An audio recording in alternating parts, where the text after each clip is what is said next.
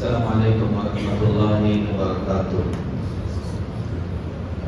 الحمدللہ رب العالمین والصلاة والسلام علی سید المرسلین محمد وعلى آلہ وصحبہ اجمعین ومن تبعهم بإحسان إلی یوم الدین، اما بعد۔ سب سے پہلے ہم اللہ کا شکر ادا کرتے ہیں جس نے ہم اور آپ کو رمضان المبارک کا مبارک مہینہ نصیب فرمایا، اور اللہ تعالیٰ کے فضل و کرم سے ہم اور آپ نے 2024 کی پہلی تراویح ابھی ادا کی ہے۔ محترم حضرات، آج کے تراویح کی نماز میں ہم اور آپ نے 2 سورت کی تلاوت سنی ہے، ایک ہے سورۃ الفاتحہ، ایک ہے سورہ بقرہ۔ سورہ بقرہ میں 126 آیات کی تلاوت کی گئی۔ جو لوگ فجر کے ریگولر مصلی ہیں سب جانتے ہیں کہ میں روزانہ ایک آیت یا آدھا آیت یا 2 آیت کی تفسیر کے لیے 10 سے 12 منٹ لگتا ہے، تو 126 آیات کی تفسیر یا خلاصہ مختصر یعنی 20 منٹ کے اندر تو نہیں ہو سکتا ہے۔ اس میں سے کچھ آیت جو اہم ہوں گے انشاءاللہ میں آپ کے سامنے ذکر کروں گا۔ تو سب سے پہلے سورۃ الفاتحہ کے بارے میں جاننا ہم اور آپ کو ضروری ہے۔ فاتحہ کے کئی نام۔ سورۃ الفاتحہ اصل میں اس کے معنی ہوتے ہیں آغاز کے، ابتدا، اسٹارٹنگ، شروعات۔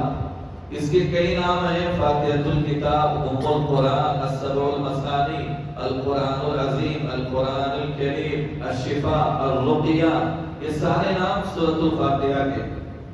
اچھا، جو لوگ قرآن مجید کی تلاوت کرتے ہیں، مسلسل روزانہ پڑھتے ہیں، قرآن مجید کو پڑھنے میں دلچسپی رکھتے ہیں، جنہیں قرآن کو پڑھنے میں الفت ہے، جنہیں قرآن کو پڑھنے میں محبت ہے، لگاؤ ہے، وہ لوگ اس بات کو بالکل اچھی طریقے سے جانتے ہیں کہ قرآن مجید میں 114 سورت، اور ان 114 سورتوں میں سے سب سے پہلی سورت کا نام کیا ہے؟ سورۃ الفاتحہ۔ اور سورہ فاتحہ قرآن مجید کی وہ مقدس ترین سورہ ہے جس کا ہر نماز میں پڑھنا ضروری ہے، چاہے وہ امام ہو یا منفرد ہو، چاہے وہ مقتدی ہو یا مسبوق ہو، چاہے وہ فرض نماز ہو، چاہے وہ نفل نماز ہو، چاہے جنازے کی نماز ہو، استسقاء کی نماز ہو، کسوف کی، خسوف کی، استخارہ کی، کوئی بھی نماز ہو، ہر نمازی کے لیے نماز کے اندر اس کا پڑھنا ضروری ہے۔ جس نے سورہ فاتحہ نہیں پڑھا اس کی نماز ہی ناقص۔ دلیل حدیث صحیح بخاری کی حدیث، اللہ کے نبی جناب محمد رسول اللہ صلی اللہ علیہ وسلم نے ارشاد فرمایا: لا صلاۃ لمن لم یقرأ بفاتحۃ الکتاب، رواہ البخاری، حدیث نمبر 756۔ نبی صلی اللہ علیہ وسلم نے ارشاد فرمایا اس شخص کی نماز ہی نہیں درست ہوئی جس نے نماز کے اندر سورہ فاتحہ نہیں پڑھا۔ اب بہت سارے لوگ یہ سمجھتے ہیں کہ چلو ٹھیک ہے، امام اگر آگے جیسے مغرب ہوا، عشاء ہوا، فجر ہوا، امام کے پیچھے نہیں پڑھتے، اور سوچتے ہیں کہ ہم امام کے ابتدا میں ہیں، امام پڑھ لیا کافی ہے۔ لیکن بہت سارے لوگ ایسے ہیں، آپ میں سے بھی ہو سکتے ہیں، جو نہیں پڑھتے۔ ایسے لوگوں کو بھی میں دلیل دیتا ہوں۔ صحیح جامع ترمذی کی حدیث ہے، حدیث نمبر 311۔ ایک مرتبہ اللہ کے نبی جناب محمد رسول اللہ صلی اللہ علیہ وسلم فجر کی نماز پڑھا رہے تھے۔ فجر کی نماز کے اندر آپ کے اوپر قرات غلط ہو گئی، بوجھل ہو گئی، اس لیے کہ صحابہ بھی آپ کے پیچھے قرآن پڑھ رہے تھے۔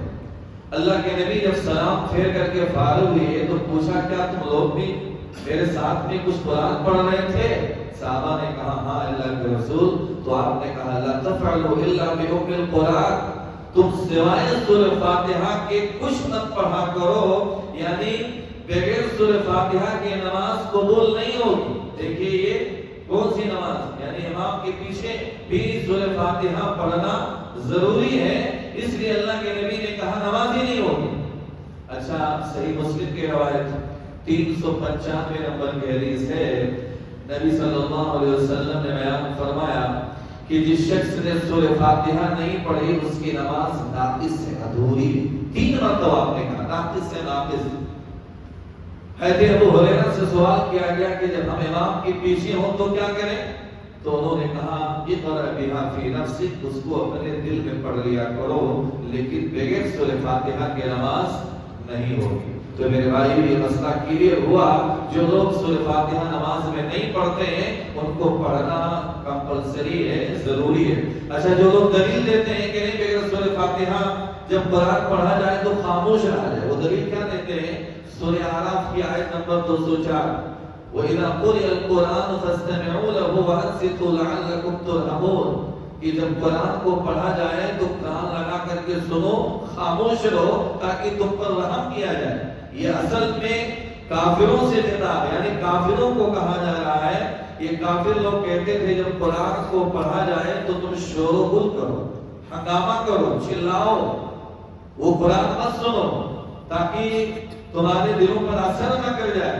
تو میرے بھائیوں، ہم اور آپ جب امام پڑھ کر کے سورہ فاتحہ کے بعد میں جو قرات شروع کرتا ہے کوئی سورہ، اس کو نہیں پڑھنا، اس کو سننا ہے. اس کے علاوہ تو سورہ فاتحہ پڑھنا کمپلسری ہے، ضروری ہے. یہ پہلا مسئلہ معلوم ہوا آج کے درس کا. اس کے بعد دیکھیے سورہ بقرہ. سورہ بقرہ کی فضیلت میں ایک حدیث میں پیش کرتا ہوں، آپ سنیے. سورہ بقرہ کی فضیلت میں صحیح مسلم کی روایت ہے، حدیث نمبر 780. اللہ کے نبی جناب محمد رسول اللہ صلی اللہ علیہ وسلم نے ارشاد فرمایا لا تجعلوا بيوتكم مقابر ان الشیطان ينفر من البيت الذي تقرأ فيه سورة البقرہ. کہ تم لوگ اپنے گھروں کو قبرستان نہ بناؤ، کیونکہ جس گھر میں سورہ بقرہ کی تلاوت کی جاتی ہے اس گھر سے شیطان بھاگ جاتا ہے، اس گھر میں شیطان رکتا نہیں ہے. تو ہم اور آپ کو اپنے گھروں میں سورہ بقرہ کی تلاوت برابر لگاتار کرتے رہنا چاہیے میرے بھائیوں، تاکہ ہمارے گھروں میں بھی اگر شیطان ہے تو شیطان وہاں سے بھاگ جائے. سورہ بقرہ کی آپ 1 سے لے کر کے 20 آیت تک پڑھیے. اس میں 3 قسم کے لوگوں کا ذکر ہے. آیت نمبر 3، 4، 5 پڑھیے.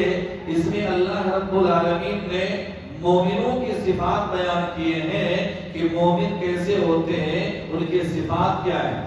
آیت نمبر 6 اور 7 پڑھیے. اس میں اللہ رب العزت نے کافروں کے بارے میں ذکر کیا ہے کہ کافر لوگ کیسے ہوتے ہیں. لیکن آیت نمبر 8 سے لے کر کے 20 تک تقریباً 13 آیات میں اللہ نے منافقوں کا ذکر کیا. یہ منافق اتنے ڈینجرس ہوتے ہیں، اتنے خطرناک ہوتے ہیں کہ دیکھیے جہاں اللہ نے مومنوں کو صرف 2 آیت میں ذکر کیا، جہاں کافروں کا 2 آیت میں، وہیں پر منافقوں کا ذکر کرنے کے لیے اللہ نے 13 آیات لگاتار آیت نمبر 8 سے 20 تک صرف منافقوں کا ذکر. یہ اتنے خطرناک ہوتے ہیں، اتنے ڈینجرس ہوتے ہیں. تو میرے بھائیوں، آیت نمبر 21 کے اندر اللہ رب العزت نے توحید کا درس دیا. یا ایھا الناس اعبدوا ربکم الذی خلقکم والذین من قبلکم لعلکم تتقون. اے لوگو، تم اپنے اس رب کی عبادت کرو جس نے تم کو پیدا کیا ہے اور تم سے پہلے کے لوگوں کو بھی پیدا کیا. یہ تمہارے بچاؤ کا ذریعہ ہے. میرے بھائیوں، سب کا پیدا کرنے والا کون ہے؟ اللہ ہی ہے. پوری کائنات کا چلانے والا کون ہے؟ اللہ ہی ہے. اللہ ہی سب کو کھلاتا ہے، پلاتا ہے، وہی مانگتا ہے، وہی جلاتا ہے. تو عبادت کے لائق بھی وہی ہے میرے بھائیوں.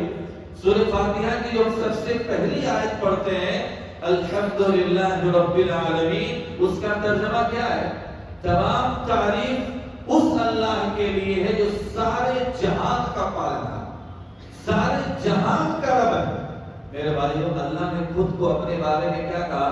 رب العالمین، پوری کائنات کا رب. اللہ نے رب المسلمین نہیں کہا کہ صرف مسلمانوں کا رب ہے. اللہ نے رب الانبیاء والمرسلین بھی نہیں کہا کہ صرف نبیوں اور رسولوں کا رب ہے.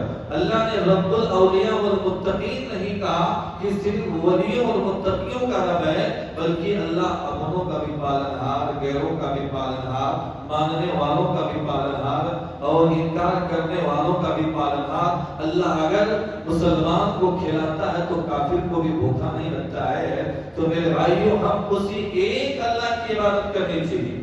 اس آیت میں ہم کو ایک اللہ کی عبادت، توحید، صرف اللہ ہی ایک عبادت کے لائق ہے، اس کے علاوہ کوئی عبادت کے لائق ہے ہی نہیں جس کے سامنے سر جھکایا جائے، جس سے کچھ مانگا جائے۔ سورہ فاتحہ میں ہم دعا بھی کرتے ہیں ہمیشہ، ایاک نعبد و ایاک نستعین، اے اللہ ہم تیری ہی عبادت کرتے ہیں اور تجھ سے ہی مدد طلب کرتے ہیں۔ بار بار ہر رکعت میں یہ دعا کرتے ہیں۔ تو عبادت کے لائق، مدد طلب کرنے کے لائق اگر کوئی ذات ہے تو صرف اور صرف اللہ رب العزت کی ذات ہے۔ اس کے بعد میں آپ دیکھیے، اس روئے زمین کے اوپر سب سے پہلے تکبر کا گناہ کس نے کیا؟ حسد کا گناہ۔ یعنی پوری کائنات کے اندر ابھی جو آدمی کے اندر کبر، غرور، حسد کی بیماری آئی ہے، لیکن اس کا موجب، ایجاد کرنے والا، حسد کرنے والا سب سے پہلا کون ہے؟ وہ کوئی اور نہیں، وہ ابلیس۔ میرے بھائیو، اللہ نے سورہ بقرہ کی آیت نمبر 34 میں بیان فرمایا، وَإِذْ قُلْنَا لِلْمَلَائِكَةِ اسْجُدُوا لِآدَمَ فَسَجَدُوا إِلَّا إِبْلِيسَ أَبَىٰ وَاسْتَكْبَرَ وَكَانَ مِنَ الْكَافِرِينَ۔ اور جب ہم نے فرشتوں سے کہا کہ آدم کے لیے سجدہ کرو، سب کے سب نے سجدہ کیا سوائے ابلیس کے۔ ابلیس نے انکار کر دیا، لہذا وہ کافروں میں سے ہو گیا۔ تو ہم اور آپ کو معلوم ہوا اس نے تکبر کیا، ابا واستکبر، انکار کیا اور تکبر کیا۔ تو یہ تکبر، یہ کبر، یہ گھمنڈ کا ایجاد کرنے والا ابلیس، اور آج ابلیس کا گناہ ہم سب کے اندر، بہت سارے لوگوں کے اندر پایا جاتا ہے۔ کس بات کا آکڑ، کس بات کا گھمنڈ، کس بات کا کبر ہمارے اندر؟ میرے بھائیو، سب کو مرنا ہے، سب کو مٹی ہو جانا ہے، سب کو سڑ جانا ہے۔ دنیا میں کس بات کا غرور آدمی کے اندر ہونا چاہیے؟ تو غرور اور نشے میں مبتلا کسی کو نہیں ہونا چاہیے۔ اسی طریقے سے اللہ رب العزت جب کسی کو کوئی نعمت دے دے تو میرے بھائی اس کا شکریہ ادا کرنا چاہیے۔ اللہ رب العالمین نے بنی اسرائیل کے اندر معلوم ہے من السلوہ اتار دیا۔ من السلوہ معلوم کون سا کھانا ہے؟ من یہ شہد سے زیادہ میٹھی چیز، شہد کی طرح کوئی بہت پاک میٹھی چیز ہوتی تھی، اور سلوہ یہ بغیر یا کوئی چڑیا کی طرح پرندہ تھا۔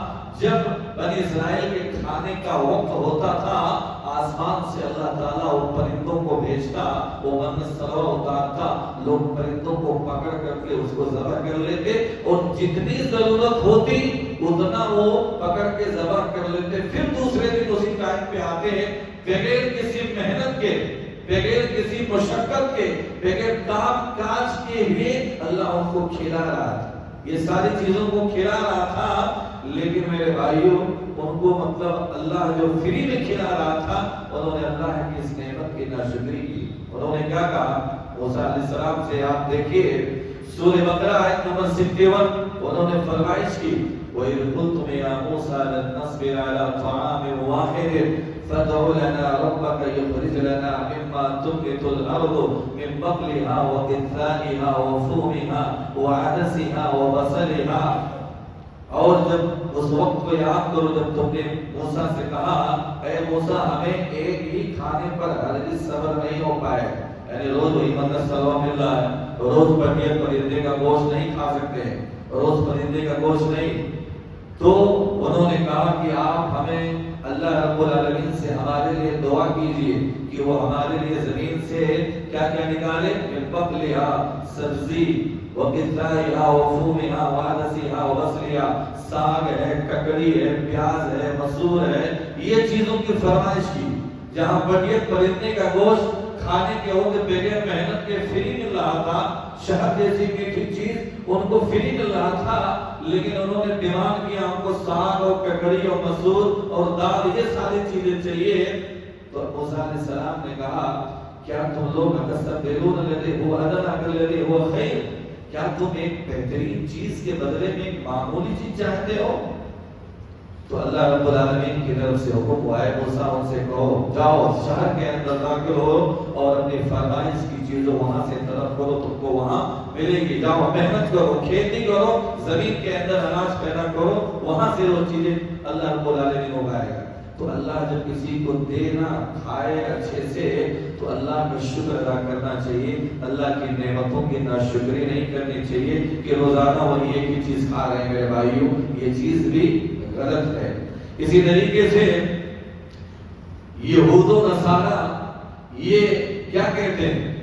یہ کہتے ہیں یہودی کی جنت کے اندر صرف یہود و نصارہ جائیں گے اور کوئی نہیں ہے۔